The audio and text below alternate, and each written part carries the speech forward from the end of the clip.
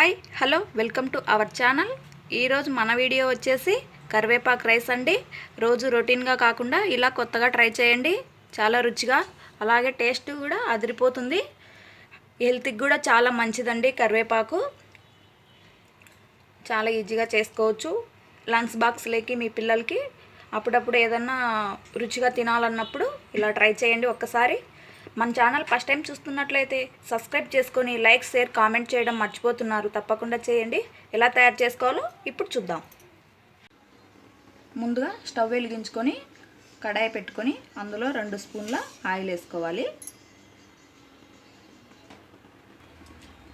ముందుగా 2 స్పూన్ల పచ్చిశనగపప్పును వేసుకోవాలి. 2 స్పూన్ల కందిపప్పును వేసుకోవాలి. 2 స్పూన్ల మినప్పప్పు వేసుకోవాలి.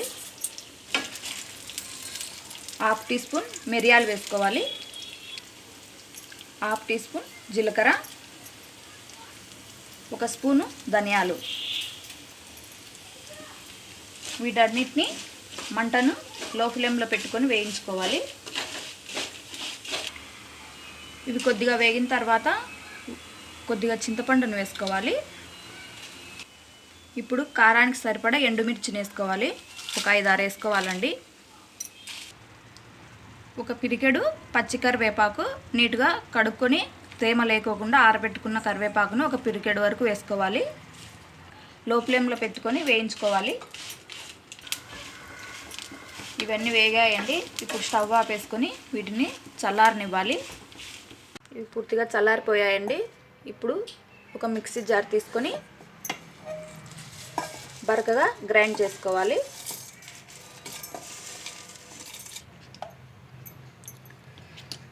ఇలా బరకగా గ్రైండ్ చేసుకోవాలండి. స్టవ్ వెలిగించుకొని ఒక కడాయి పెట్టుకొని అందులో 4 స్పూన్ల ఆయిల్ వేసుకోవాలి. పోపు దినుసులు వేసుకోవాలండి. మినపప్పు, శనగపప్పు, ఆవాలు, జీలకర్ర, 1 ఎండుమిర్చి.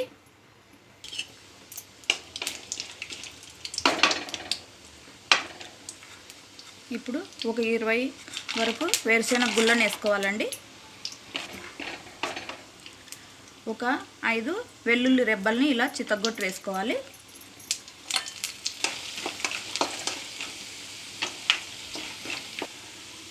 ఇవన్నీ కొద్దిగా ఫ్రై అవ్వాలండి. ఒక రెబ్బ కరివేపాకును వేసుకోవాలి.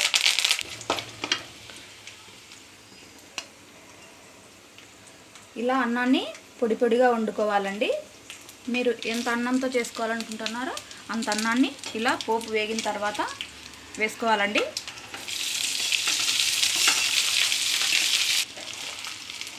ఇప్పుడు మొత్తం ఒకసారి కలపాలండి. ఇప్పుడు గ్రైండ్ చేసి పెట్టుకున్న కరివేపాకు, శనగపప్పు, కందిపప్పు పొడి అండి ఒక 4 స్పూన్లు వేసుకోవాలి. మిగతా పొడిని డబ్బాలో పెట్టుకొని స్టోర్ చేసుకోవచ్చు, లేదా ఇందులో ఉప్పు కలుపుకొని ఇడ్లీలోకి కూడా తినేయచ్చండి.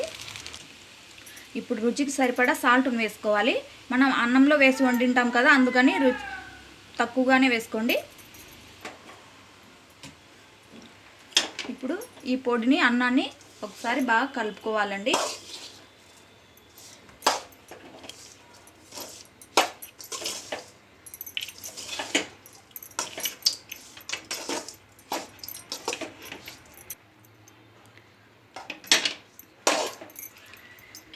రెడీ అండి. ఇప్పుడు స్టవ్ ఆపేసుకోవాలి. మొత్తం కలుపుకున్న తర్వాత బాగా కలిసింది.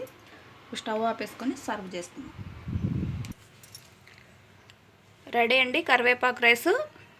ఇలా మీరు కూడా తప్పకుండా ట్రై చేయండి. చాలా ఈజీ కదా.